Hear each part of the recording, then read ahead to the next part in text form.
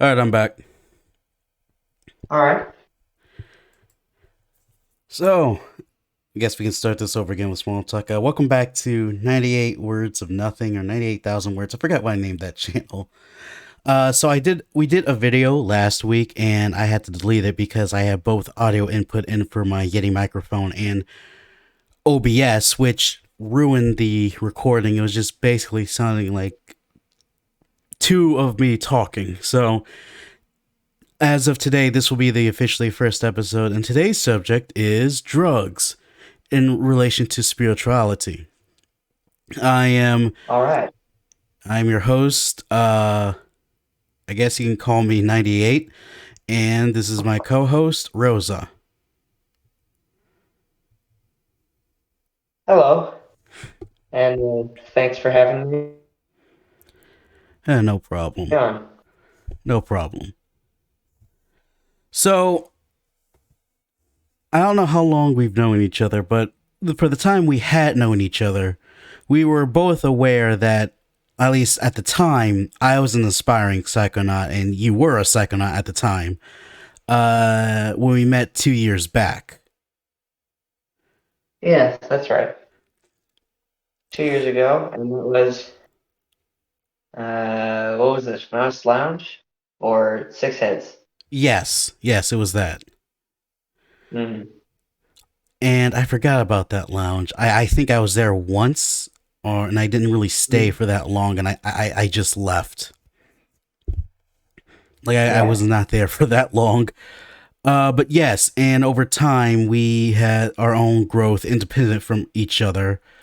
Uh, and our relationship to drugs are, and I guess we have to be specific when we say drugs. We're talking about certain substances. We're not talking about, say, crack, meth, or cocaine. We don't. At least I don't fuck with that. I don't know about her. I doubt she does either. Well, I was briefly prescribed methylphenidate for ADHD. But frankly, it didn't have that much of an effect on me. It just made my body temperature higher. Mm. Yeah. So, I guess to start this off, we have to ask the question because there's so many spiritual paths out there, and some of them don't really advise you doing drugs, and some of them do only under ritualistic circumstances. As I've done like a video on Rastafari, for example, where not all Rastas smoke marijuana. Some say they don't need it as they already have a higher state of mind. Some of them, such as the 12 Tribes of Israel, which was the one Bob Marley was a part of, says it's not a requirement. And then you have like the Bobo Ashanti that says you only smoke it in front of other Rastas and only time of communion, basically. So it's not always like I wouldn't say like non-drug friendly, but it's not as open as one would think. And that different traditions have different ways of approaching this. So, for example, Rosa, you grew up in a Jewish household, correct? Yes, that's correct. I grew up in a Reformed Jewish household. So the story often goes that when it came to Moses seeing the burning bush, it's often suggested that he might have eaten something that caused him to hallucinate that. I forgot the exact substance. Do you by any chance know what that substance is? I am not 100% sure, but I believe the hypothesis that you refer to claims that the bush in question would have released DMT specifically. Hmm. And it's interesting to consider. The thing is that in the biblical history, prophecy has often been described in terms that remind us of drug experiences, especially when it comes to some of the prophets, Isaiah or Ezekiel, the way that the power of what's called the glory of the Lord took over their body and afflicted them with these pains and these kind of jerking limb motions and visions and sounds and sights they could not explain. Um, Now, as far as we know, there is no specific ritualistic use of any of these more heady items in uh, rabbinical Judaism as we know. And the only liturgical drug really is wine. Um, Although one might count fragrant spices that are burned as incense as also an example of this, it's kind of not really. Right. Another interesting thing, but this is just anecdotal. Apparently, there's a modern stereotype of Jewish people smoking a whole lot of weed. Yeah, so I heard that from our friend. I don't know if she wants us to say her name, so we're going to refer to her as our friend, the owner of the current server we're in, has like relayed news onto us that they found like an ancient synagogue where apparently there was traces of marijuana found. So it's like hinted at that some of them did eat smoke, at least a substance for whatever reason. But it's something that I find very interesting. Hmm. So when it comes to other traditions with drug intake, I guess it does heavily vary. So you'll have the various shaman traditions, which have their various ways of communing with the other side. I'm not too knowledgeable on it, so I'm not going to speak too much of it. But there's is another sect of religion that I do find fascinating that does partake in marijuana, but only on certain occasions and only on this certain holiday is under the Shaivite group. If for those of you who don't know, Shaivites are the Hindus that primarily worship Shiva as their godhead. Is I'm gonna look this up now. There's a certain day where it's okay for the followers of Shiva to smoke marijuana for that day only as it wipes away the sin. And it's because there's a story of him being trapped somewhere and he had only basically those types of leaves to eat. And for those of you who don't know, that's why we call it ganja, for example, because most of the weed we get from comes from India. And so it was transported to places, say, like Jamaica. It got the term ganja because it would grow near, like, the Ganges River. It's a reference to India, basically. So I'm going to. That's very. So here, I get this article by NPR. I'm going to put this in the voice chat. And so you could probably here read with me. Here we go. Mhm. It's right there. Yep. And you can see that's an Agori, a Hindu holy man, smokes Shalam. Uh, it says here Shiva loves marijuana, so he comes to share Shiva's prasad. I'm so sorry if I mispronounced that. Offerings with everyone else. Explains a 60-year-old holy man who gives his name as Radhe Baba. It's the eve of the festival of Shivarati, or the Night of Shiva, which is at the time the article was written was March 7th of that year. The celebration marks the day Shiva saved the universe from darkness and married the goddess Parvati. Groups of dreadlocked Hindu ascetics sit around small smoky fires, puffing on clay pipes and Pashupati, one of Nepal's holiest Hindu temples, in the capital city of oh god, Kathmandu. I'm so bad at these. I'm so sorry. Hundreds of holy men and some women. Now, hold on. If you don't apologize after each one, it will go much faster. You're right. Hundreds of holy men and some women have traveled from around Nepal and India for the festival. They spend the days before the holiday alternately praying and lounging to prepare coming with Shiva. And they also smoke hashish. Marijuana smoke mingles with the bonfires. Both are symbols of religious devotion. Shiva, it's believed, used marijuana both to relax and to focus better for meditation. It seems like this that made Kathmandu famous among hippies. Indeed, a few days before Shivaratri, Parashputi had the vibe of a relaxed music festival. It's a little more like, Bonnaroo, by the time over 1 million devotees have arrived for the big day. That, smoking marijuana, makes us forget everything and we communicate with Shiva, 50-year-old Madan Lal Baba says, sitting next to Radhe. The two traveled with a group of holy men from Benares, India, and said that the Indian government even gave them some money to make the trip. As ascetics, they've renounced possessions and survive off stipends from the temples and alms from devotees. The marijuana helps stave off worldly desires. They say sharing the prasad, in this case the weed, shows their love for Shiva. And Madan Lal explains, Baba, do you have prasad? A visitor asks, see the holy man. Sit, smoke, relax, the holy man responds, gesturing to the stone temple steps next to him and packing a something clay pipe called a chilum. That with hashish, the holy man smears the ash over the visitor's forehead with his thumb as a blessing and offers a puff on the pipe, for which the man hands him some rupees, which is currency for India, for those of you who don't know. Though the temple authorities insist that they are cracking down on drug use, marijuana consumption is considered acceptable on the day of the holiday. The police don't say anything because it's Shivarati, and we're giving marijuana to Shiva followers. Modern law says, but not everyone indulges. Many of the pilgrims simply visit the temple to make offerings and pray. Devotees also light bonfires to warm Shiva and signify the end of winter. Fire is holy in Hinduism, but touching the fire with unclean things is thought to pollute it. So the holy men cup their hands around the base of their pipes and suck the smoke through. This prevents their lips from polluting it. So we can see here that, and I think I'm not going to read the rest of the article because I think we understand what it means. That despite it being a very holy plant, it's only used for certain occasions, and that occasion for the Shaivites is this holiday, Shivaprati. So even then, outside of it, is not really used, and it's only other times probably used by Agoris, but those are very special cases as they are very extreme ascetics.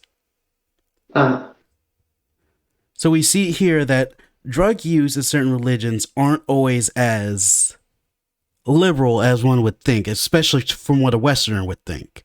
As my friend told me, I haven't talked to them in a while, I should really get in touch with them. Marijuana is holy to Shiva, so any form of abuse of it, which is basically be recreational, is seen as, well, I guess, a sin, basically. So, yeah, that's one of the things that always fascinate me when it comes to like drugs and religion, because when we look back at the 60s primarily and the early 70s, early to mid 70s as well, you see this counterculture against basically what was against the established reactionary religious beliefs within America. This would be against, basically just Christianity. And so you have people wanting to find other beliefs, and they'll use drugs sometimes. Some of them would use marijuana, some of them would use heroin, and some of them would use LSD. And of course, when these people from the East would come over to America, they would often be somewhat disappointed that they couldn't use drugs anymore. So, for instance, ISKCON, or the International Krishna Conscious Movement, which is very controversial even for Hindus, stated that you cannot use drugs if you want to partake in this tradition to worship Krishna, that drugs aren't necessary, and that they cloud the mind. You also have people such as Changam Trungpa, who, whilst was a very crazy guru and did so many things that are worth criticizing, stated that that his followers should not copy what he does, such as his drinking, for example. He told his students to not drink or abuse alcohol like he was, because the goal was, if you cannot imitate his mind, his awareness, you cannot partake in alcohol, because he could do so. Because him drinking and doing other stuff, he never lost his awareness, because he was already elevated to a level, since he's a rebirth of a Tuluku, I believe is how it's pronounced, from Tibet.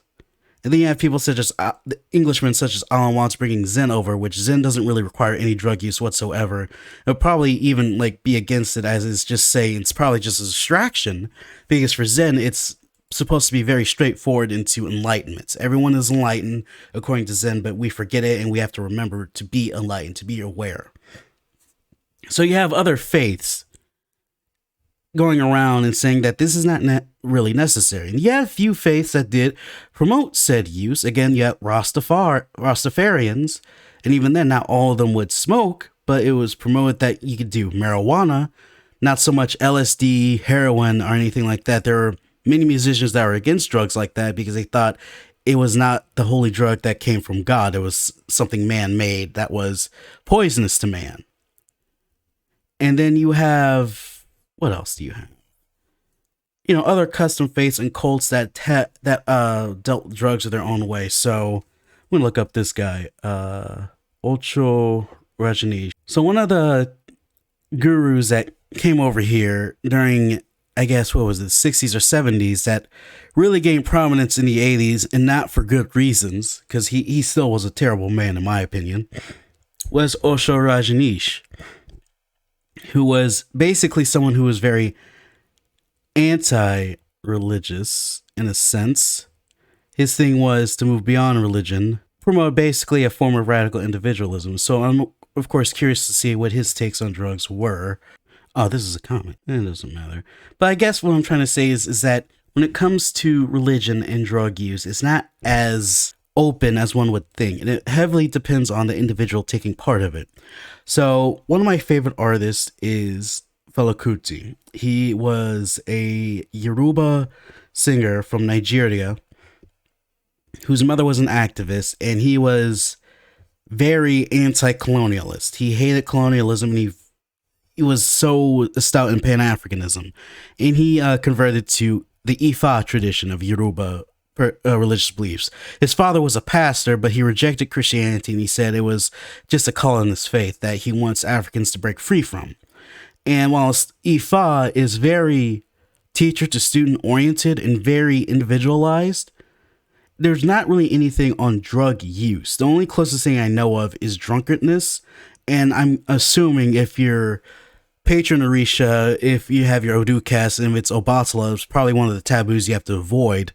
Because Obatala, the story is that the reason why humans have deformities is because Obatala was drunk in creating us. So he swore to never drink alcohol again and become a patron Orisha for those that were disabled, both mentally and physically, and he will always care for them and watch over them because he feels a great amount of guilt for that happening. But Fela Kuti was basically introduced to marijuana like how any other artist was. He was introduced to it via just being a musician, which was very common at the time. A lot of jazz musicians would smoke pot, a lot of rock musicians would do drugs. Fela Kuti was no different. It was no different in Africa, like it was no different in England or in America. It was all the same thing. So I'm trying to find this quote, because there's a very interesting quote that Fela Kuti said about marijuana, and I'm trying to find it. Basically, he says that marijuana is the African's best friend. It gives him the 5 fingers of creation. To him, marijuana was one of the best things to happen to man because it makes him feel things. It makes him get in touch with their senses. And there are times where marijuana does help people become influenced artistically speaking. I use it to help me write stories sometimes. And the current story that I am writing does revolve around drug use, and it was inspired for my marijuana just high. Same thing with mushrooms and LSD, which we will get into in a second. Has helped me understand the world a little better. But for this sake, let's focus on marijuana. Marijuana has helped me in a way to feel in commune with the Orisha, which are just animistic forces of nature. It makes me feel and connect with God in general. And I feel this connection because it makes you feel calm, peace of mind. As Bart Marley said, sometimes you just need to hit the spliff and just think. There's so many things going in your mind, just chattering, so much chattering, that when you smoke, you stop and you think. Just think. It slows everything down. And that's the point of it. It's supposed to slow down and make you relax and enjoy the current moment.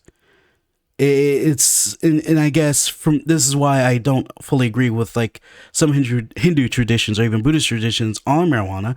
I think marijuana can be helpful. And so same things with, again, we will get into later, LSD and mushrooms. It helps with awareness. It helps slow things down. An argument can be made that it's a crutch, but it can still help slow things down regardless. I see nothing wrong with the use of it for spiritual purposes or recreational issues, but for spiritual purposes, I do think it should not be abused. And I do think it should be kept to like a sacred sacrament or whatever. It should be kept in the sense of, or taken in the sense of communing with a higher power. I take it and I enjoy the feeling I get. And when I listen to music, I really feel a connection with my deity. It's something that's very personal, and I encourage everyone to do at least once if you want to do it for spiritual reasons. I think it can be very helpful. If you don't like smoking it, then do an edible. Because I understand not everyone wants to smoke, because smoking marijuana, despite wherever you hear, does still cause lung damage. Like smoking in general still causes lung damage regardless. Hence, if you ever do smoke marijuana, just, moderation is key. But if you really want to avoid smoking and damaging your lungs, then do an edible, whether it be Delta 8 or the real deal. It can get you places if it works on you. It can really take you there. And make sure you don't take too much, because I have, and dear God, is it terrifying. What are your thoughts, Rosa? So I'm going to pull this up for a moment, and I'm waiting for her to return, and then I'm going to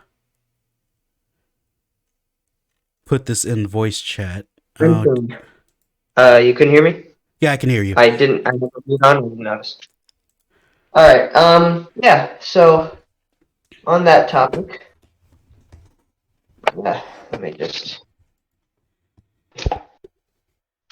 It's rather interesting that here in Canada, it's ambiguous, this sort of thing. I'm pretty sure it's still a scheduled substance, but it's now possible to walk into a storefront and, if you sign the correct forms, purchase a bag full of fucking mushrooms. And Really? that's the reason why I'm not too unhappy in this country for all of my foibles.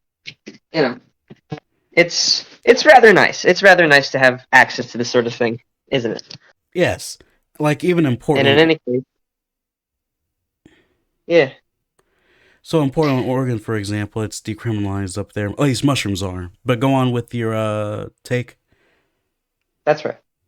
So in any case, I've had since 2018 a couple of pretty big experiences with psychedelic drugs, and I would say that the comparison between psychedelic drugs and cannabis is fitting in the sense that cannabis and psychedelic drugs kind of, in general, do the same thing to your brain, but at two completely different levels. Right.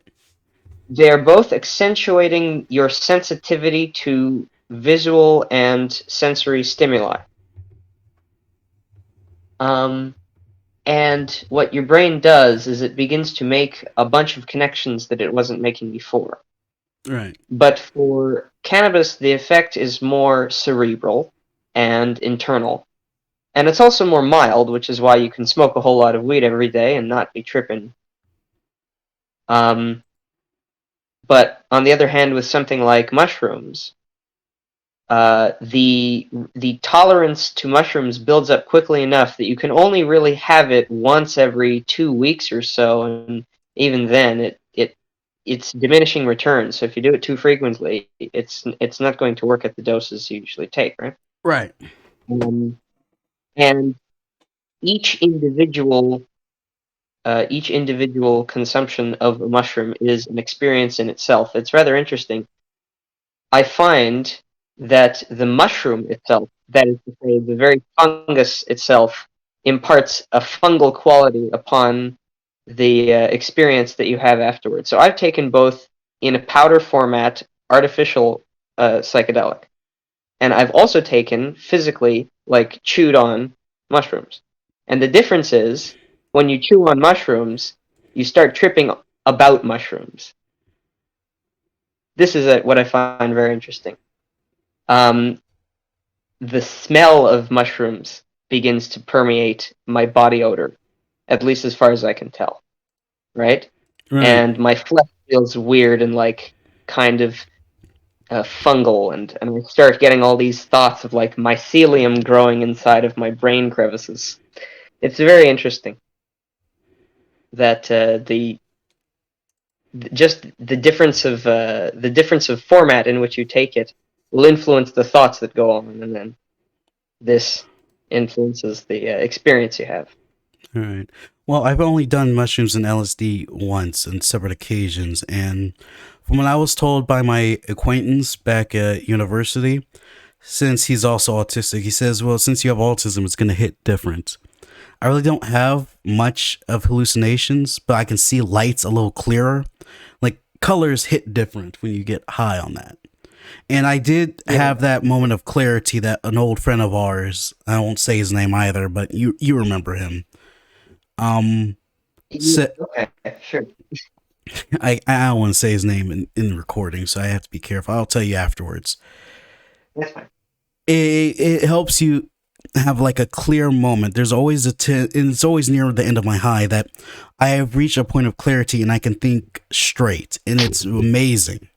You can only Yes, I think I know experience, what you're talking about.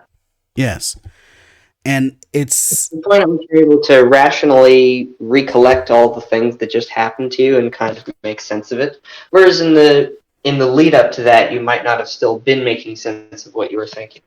right. So I find this stuff like mushrooms and acid to be immensely helpful to, and it's been there's scientific study shows that can also help with anxiety. It helps with the brain process, and luckily and thankfully enough, LSD and mushrooms aren't very addictive. They're very low on the addictive chart. So I suggest that there should be more research done into this. And of course, my only fear is that since America tends to be more conservative, they are more pearl clutchy and more hesitant because, well, of all the anti drug propaganda that's been pushed throughout the decades. Now, where was I going with that? As I said, I've done mushrooms and LSD twice, so I don't have the same hallucinations. The closest thing to hallucination I had was when I was in my room.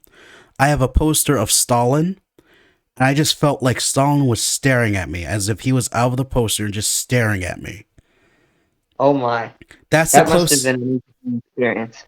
Yeah, that's the closest thing. That's the closest thing to an hallucination that I've ever had. It wasn't very I'll tell you, intense, yeah, but it was just something. You're saying? yes, I'll tell you that, and I don't know what this may or may not have to do with the fact that my brain's clearly a little messed up in its own way, but I didn't have a lot of hallucinations, at least not in light. This is what I noticed about all of my psychedelic experiences, is that the visual things does change when I'm in light, but it's only the visual quality of things. I could look at a pattern and see the pattern kind of dance, or I could look at the edge of something and see that the edge is kind of shiny, or it's kind of got a color distortion on it, right? Right. But nothing specific, at least when I've got my eyes open in a lit room. But I do see things. I just either have to be in a dark room or have my eyes closed in order to see them. Right. And that's when imagination takes hold and anything can be seen. Although of course it's very fleeting. I can't see it for very long or very clearly. And I should probably also note that the whole color thing with me was always just out the corner of my eye, so I can only see it Um, through like my peripheral vision. Yeah. For me, I'll tell you the other really interesting thing that I did notice, which is that the difference between being sober and being on a psychedelic is not really like the difference between being awake and being dreaming. Rather, it's the other way around. It's like the difference between dreaming and being awake. You know what I mean? Yeah. So when I'm on it and when I look around, I get the sense that things look sharper and they look more real and they look more directly in front of me than they did previously, which has the paradoxical effect of making it seem like my entire sober life up until that point was less real or less tangible. So that's what I find interesting about it. It's the thing about something like mushrooms is that it increases the intensity of your experience, but it's still your experience. You're still getting sensory inputs. You're just interpreting them in more distorted ways. Now, I want to contrast that with some other drug that I've taken. Another drug that I've taken is dextromethorphan. You know what that is? DMT. Yeah, no, that's not DMT. It's DXM, Oh. dextromethorphan. Oh, cough syrup, basically.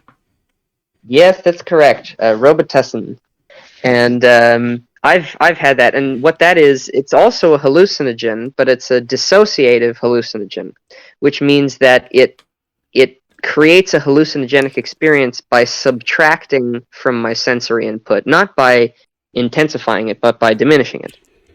And with that, like it's very odd. I can kind of see the world as though I'm looking at it through a very low quality 1940s television screen or something. um or it's a very different kind of experience. It's quite the opposite. It's to put me in more of a dreamlike state, more of a detached state where things seem more distant and where things seem real. And so that's just how it is with hallucinogens. They go in one direction or the other direction, but it's adding or it's subtracting. Right. So, how would you say these helped you with your spiritual growth? Well, specifically when it comes to mushrooms, because the thing about mushrooms is that they increase in terms of making connections between ideas and in terms of relating together ideas.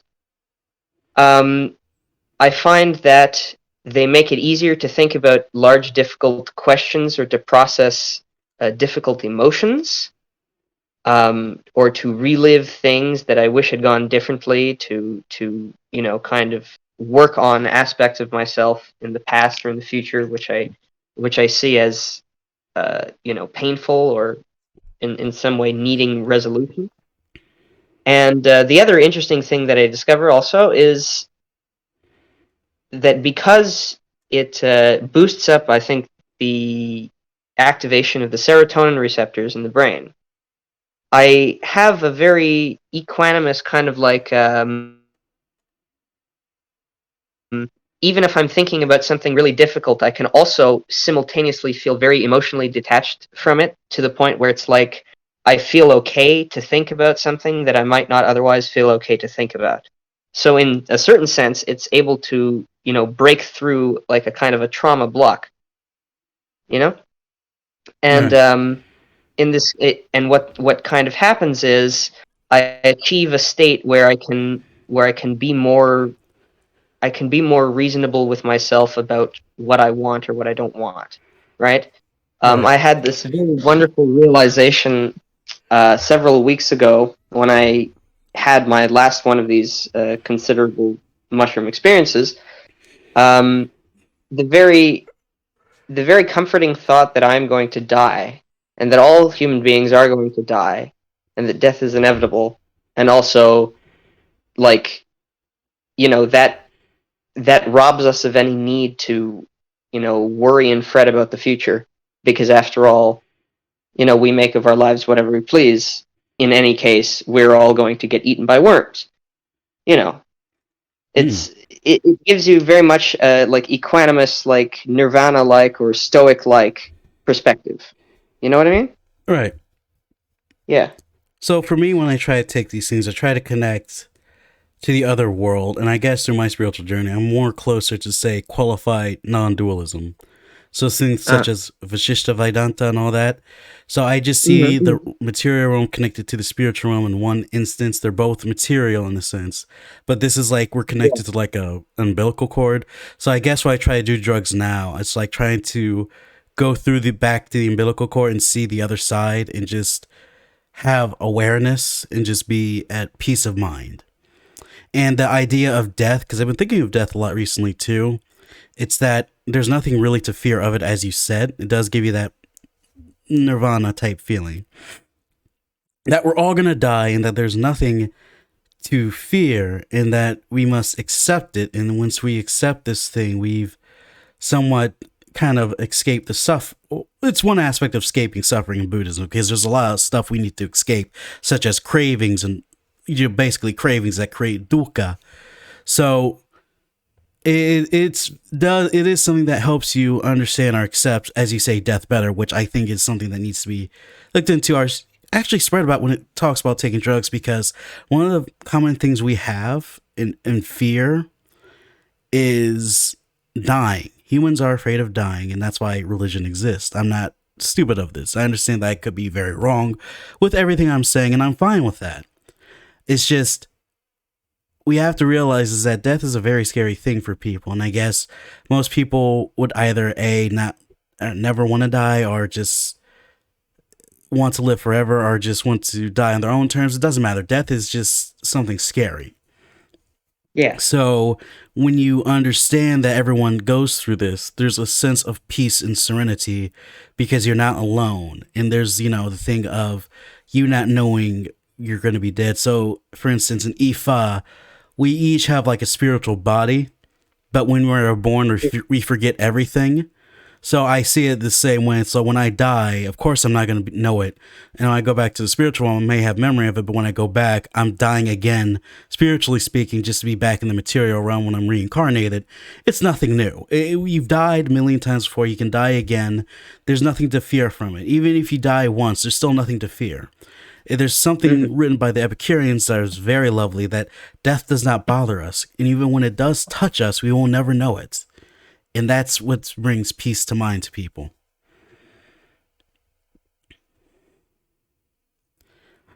I don't know how we got from drugs to death, but I guess that works too. Yeah, for sure. It all connects together. It's It good. does. So yeah, that's just my relationship with it, and it's also interesting to hear your relationship with it. I do think, and there are psychological fields that are studying this that does show positive sides of doing LSD and mushrooms to a certain dosage and having like a trip to there and how it can help with people. That I hope over time, eventually, we'll see the legalization or at least the medicinal use of these products because the whole thing with the drug scare was mainly due to ignorance and just people selling stuff that wasn't private property or whatever. When people have better understanding of this scientifically, and usually everything is bound to get better. So, for instance, I had a bit of a breakdown today because I realized that there's a horrible person on Twitter that's about to get a boost because you know how Elon is. He's such a baby bitch who spreads Yeah. transphobia and shit and was responsible for the Boston bomb scare. Um, you know how that bitch is about to get a update or basically get a boost. That despite the Yeah. reactionary shit, especially within Tennessee, it's bound to get better because progress usually finds a way at winning, no matter how much the reactionaries kick and scream.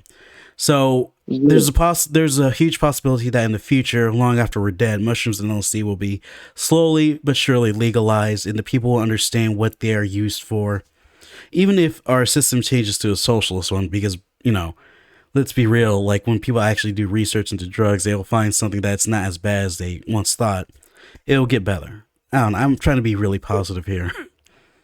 Actually, I should say that it's it's politically meaningful for the same reason that we consider it important that people who get pregnant have the right to get abortions without having to justify this to some bureaucrat.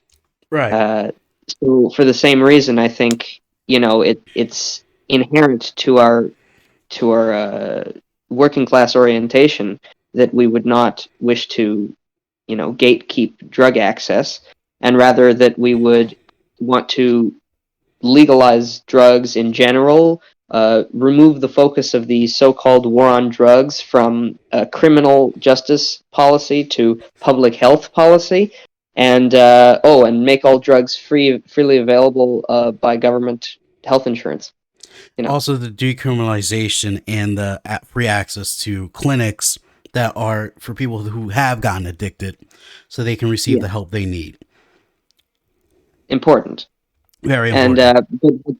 but that's just the thing. I mean, people. It's really weird how states will build these frameworks for helping addicts get out of addiction, supposedly, but then at the same time refuse to decriminalize the drug, meaning that you can't get sent to the place unless you've already been arrested.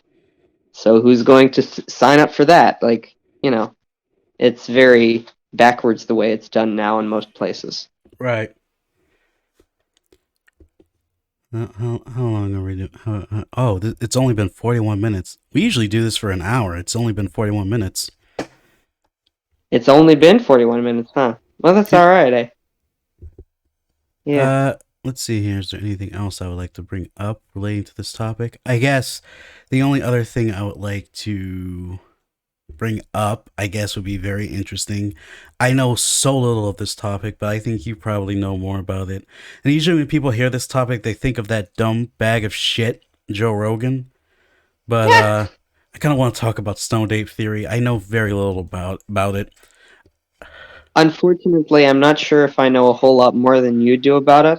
Uh, But what I do know is that the main proponent of the Stone Ape theory that I know of is Terence McKenna. yes, that's who I And know of too. Yes, and if you know anything about Terence McKenna, you'll know that he's a very sweet, kindly dude with some very nice insights into mushroom usage, and he's also, that said, like just an absolute total metaphysical, mystical thinker who makes up some really interesting shit about like UFOs and alien consciousness residing in the mushroom and Yeah. other Oh, kinds of interesting things. I'm so glad Like you I'll said. tell you something. Go It's on. I don't mean to disparage, but Terrence McKenna is pretty wacky and wild, and the fact that he's not as wacky and wild as say a David Icke is not it's just incidental to the particular things he believes. Yeah, Terrence McKenna was at least fun, I guess you could say. Mhm. That reminds me, since I do think material is primary. That's like I still think spiritual stuff is still material and always will die a materialist. I think like Yeah. mushrooms are like the physical manifestations of God, for example. There's good aspects of it and there's bad aspects of it, but it's both holy and there's aspects we can touch and cannot touch. So that would be like, the good mushrooms we eat and the bad mushrooms we're not allowed to eat, basically. What Here's what I do have to say about the topic of the stoned ape theory. I don't believe that hallucinogenic drugs necessarily served as a catalyst for evolution of the human species, but what is clear is that the human species is the only of the species that is found across the globe to make use of drugs in various ways, including religious. And um, it would at least indicate that this is something that goes back very far in human history. That the religious expression of it probably went back very far in human history, and that this is the reason why we find it in so many different cultures around the world. Right. And that um, whatever it is we can say about drug usage with respect to evolutionary history, we can definitely say that drug usage is a big part of what makes human cultures human cultures. Right. And I'm not really sure if there exists any complete exception to this rule. Almost every culture that exists, if it doesn't have some kind of endemic alcohol type drink, um, then at least uses, hashish or opium or some other common, mushrooms grow everywhere. Um, Even tobacco had to some degree has drug properties in it. Precisely. So, So yeah. so I guess you could say that the aspects of drugs, whilst not the catalyst, does have a place within human society of developing how we think. Because that's what I always thought too. Because when I was challenged on that on Six Eds, and rightfully so, I would say it's probably not the catalyst, or I don't remember saying that. I'd say it's probably not like the sole thing, but one of the many things that helped human mind get to where it is today. It can't be the sole thing, of course not. It's silly. Hmm. Yeah, I think that makes sense. Although, of course, it's interesting because many cultures developed drug use in conjunction with religious practice, but I don't think there are any. But there are only some examples of that which are specifically hallucinogenic. So you get a lot of that in Mexico. You get a lot of that in the Andes. But you know, the primary drug of Judaism and Christianity was wine, and wine wasn't particularly ever a hallucinogenic thing unless you, I don't know, got ergot poisoning. Uh, and I guess it begs the question. This has certainly been asked before because I've heard this kind of thing before. Like, what kind of differences arise between cultures that have ritualized mushroom use and cultures that have ritualized wine drinking, um, and cultures that have ritualized tobacco smoking, and so on? Like, in what way do different drugs being used affect different cultures for their different beliefs? Like, how does that play out? That's interesting to me. Right. And I think there's some anthropological studies we could look into, or at least try to look into, to have a better understanding of this. Yeah. Uh, yeah, 46 minutes. I think we can stop here for today. I would like to thank everyone for checking out this episode. This channel is pretty small, so I'm gonna have to advertise this on my communities on my main channel, which is now Africa 98, which I'm gonna start getting ready for the script for. Basically, the beginnings of what Africa is. Like, basically, first I'm gonna start with geography zones, and then the various languages and ethnic peoples and all that, and then I'll start getting to the meat of it because it's a very Africa's quite fucking big. Holy shit. Hmm. So, I'd like to thank you for joining us, Rosa. And would you like to choose the topic we would like to talk about next time? Topic we'd like to talk about next time. Okay, how about something real interesting? The intersection of technology and religion. I am very stupid for technology, but yeah, I'm open to that. All right, fantastic. Well, there we go. All right, and I guess that'll be it for today's video. Thank you everyone for listening. I hope you have a good Friday or whatever day you're listening to this to. Bless you. Goodbye, and have a good day. Peace. Bye bye.